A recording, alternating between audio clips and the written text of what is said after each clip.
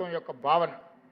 అనుకోని దురదృష్టకర సంఘటన జరిగినప్పుడు మిమ్మల్ని ఆదుకోవాలన్న ఆలోచనతోనే ఈరోజు ఇంత మంచి కార్యక్రమాన్ని మా మిత్రులు బట్టి విక్రమార్క గారు ఏర్పాటు చేసిండ్రు.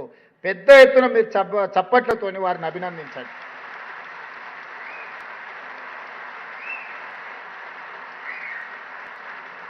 నాయకుడిగా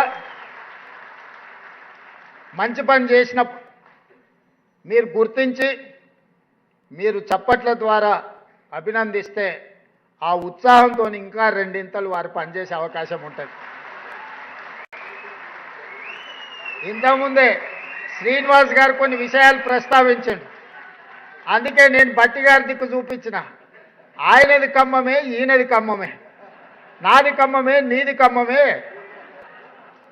మరి మనకు కావాల్సిన నిధులు వారి నుంచే వస్తాయి కాబట్టి అందుకే నా వైపు తిరిగి నమస్తే పెట్టడానికి పోతే అటువైపు పెట్టమని అటు చూపించిన. మా జగదీష్ వస్తే ఆయన మిత్రుడే పొన్నం ప్రభాకర్ గారు కాబట్టి ఆయన నమస్కారం ఆయనకి ఇప్పించిన క్యాబినెట్లో ఆయన చెప్పే విషయాలు ప్రస్తావించడానికి. నేను గుంపు మేస్త్రినే. చాలామంది అవహేళన చేస్తారు. నేనేమనుకోను, నేను గుంపు మేస్త్రిని. ఈ గుంపు అంతా నాది, గుంపుకు నేను మేస్త్రిని. ఈ గుంపు అంతా నాది, ఈ గుంపు నాది.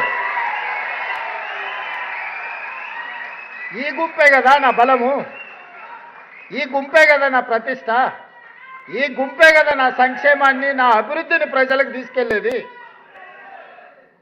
పేద ప్రజలకు మా ప్రభుత్వానికి వారధులు బ్రిడ్జ్ ఈ గుంపే కదా.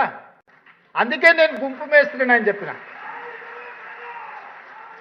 కొంతమంది గొప్పలు చెప్పుకుంటారు, మేము దొరలమని, మా గడీలు ఉన్నాయని. అట్లాంటి పోకడలు నా దగ్గర ఏం లేవు.